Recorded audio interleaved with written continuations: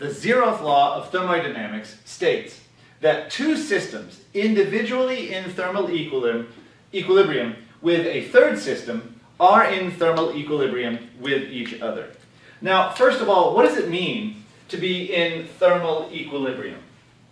What that means is if you have two objects and you put them together in thermal contact means you allow energy to go from one to the other.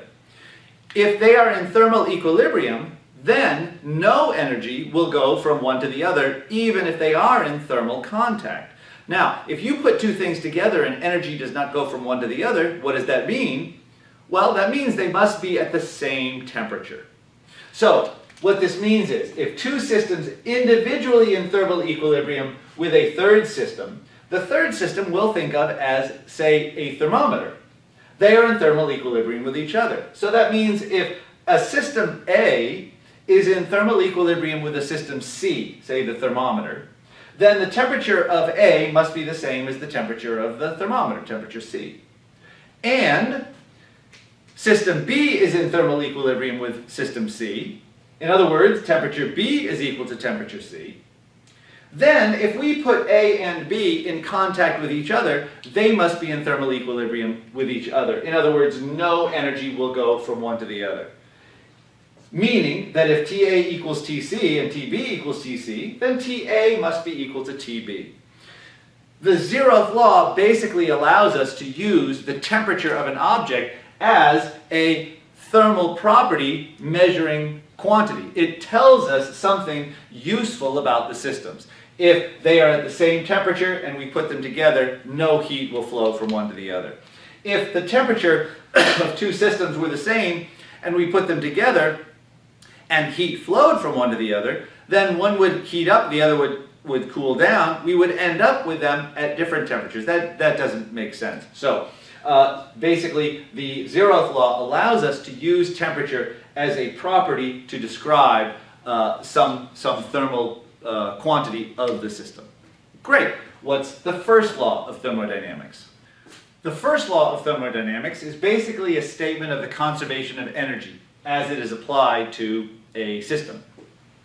The internal energy U of a system changes from an initial value Ui to a final value UF due to two things: heat Q and work W, where delta U, which is UF minus Ui, is equal to Q minus W, or Q is equal to delta U plus W, where Q is the heat added to the system, and W is the work done by the system. Now, Q, the heat added to the system. If you add heat, like if you add 100 joules to a system, then Q is 100 joules.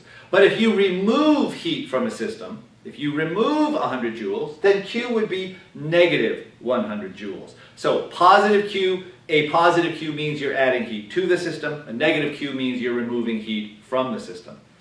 And then W, the work done by the system. If the system does work, it's losing energy. But if work is done on the system, then you add energy to the system. Now, just as an example, how can a system do work? How can work be done on the system?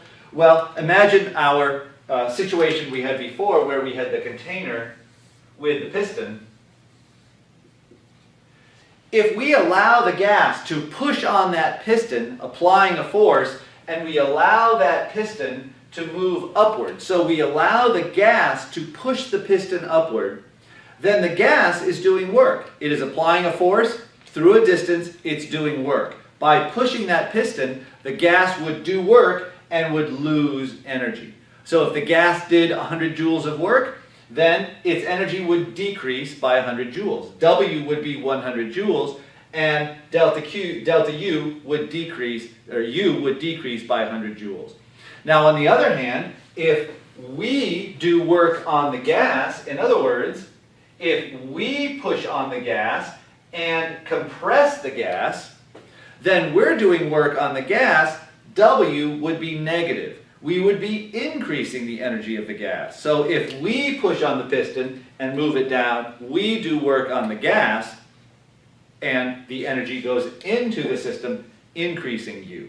So basically, if the gas expands, it's doing work and W is positive. If the gas contracts, we're doing work and W is negative. Great. What's the next law?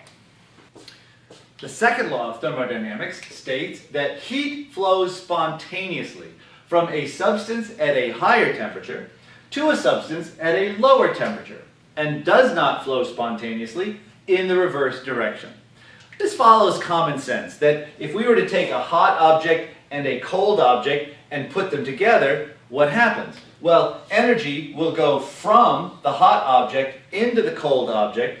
The hot object will cool down, the cold object will warm up, until eventually thermal equilibrium is reached. In other words, when they're both at the same temperature, and we end up with both, say, warm objects. In other words, somewhere in between hot and cold, where they both have the same temperature.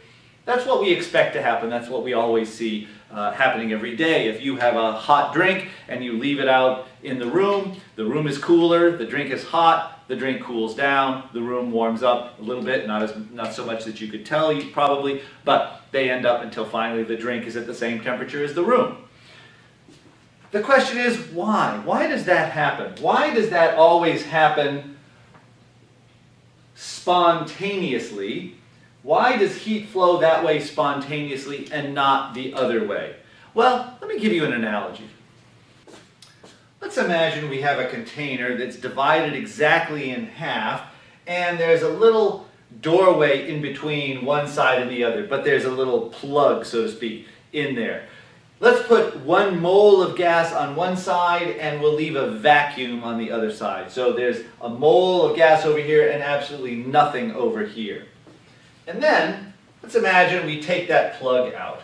What's going to happen? Let's come back an hour later.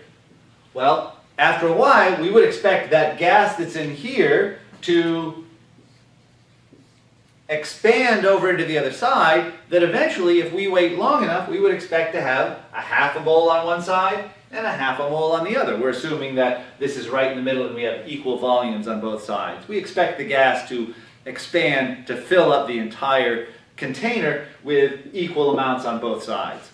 That's what we expect spontaneously.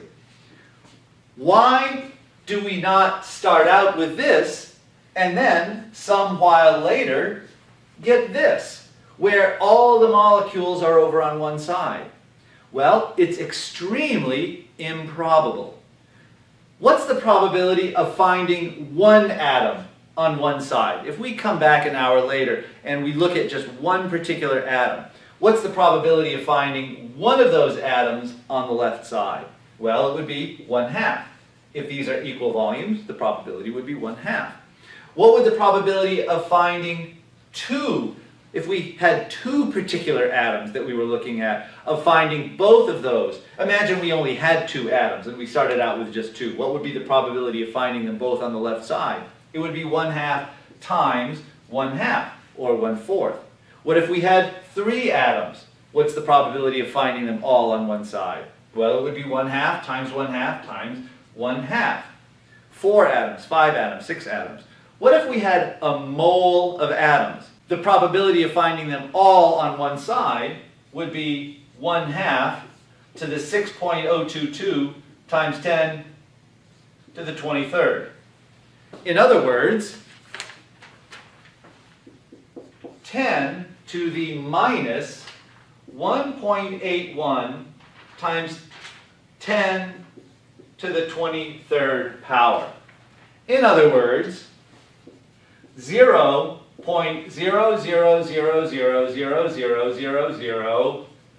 1.81 times 10 to the 23rd zeros, and then a 1 or something like that. It is so unbelievably improbable that I wouldn't wait for it to happen. The reason these things happen is because to have about half of the amount of gas spread out is so much more likely. It's so much more probable than something like this happening spontaneously. So this is really kind of a different kind of law than we've talked about before. This is true because of probability, because it's so much more probable to happen that way than to have any significant difference in the amount of gas on the two sides. It's because of probability. Okay, one more, and then I'm afraid that's all the time we're going to have. What's the third law of thermodynamics? The third law of thermodynamics states it is not possible to lower the temperature of any system to absolute zero, in other words, 0 Kelvin, in a finite number of steps. This is another probability-based law that we find because the contrary would be extremely improbable. I give my students an example about this in that I ask them, let's imagine that everyone in my classroom is very, very rich. They've got lots of money. And I want to borrow $1. So I ask one of my students, can I borrow $1? And my student is very, very generous. I have very generous students. My student said, of course you can have $1. Here's $5. And I say, well, great, thank you very much. And so I say to another student, can I borrow $1? And my other student says, well, that student gave you $5. Here's $10. Well, excellent. Okay. Now, let's imagine that my students are very, very poor.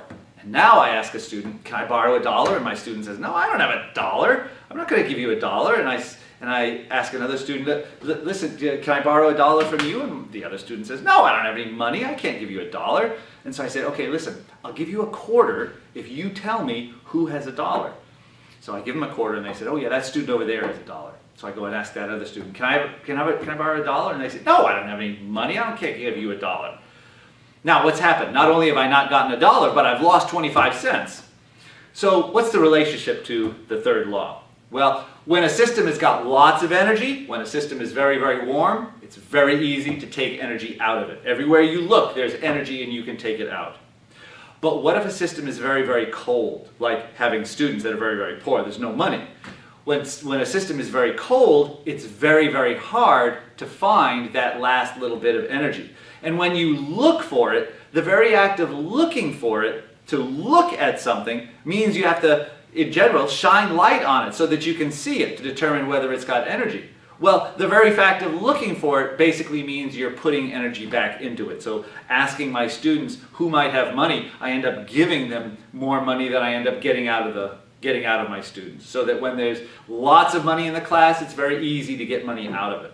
But when there's very, very little money in the class, it's very hard to get money out of it, and you're more likely to lose energy than you are to gain any. So to get a system down to absolute zero, what does that mean? Zero energy, no kinetic energy at all. To find that last little bit of energy in any system is basically impossible. So you cannot get the temperature of a system down to 0 Kelvin in any finite number of steps. Well, I'm afraid that's all the time we have for this lecture. I hope you enjoyed it. I'll see you next time.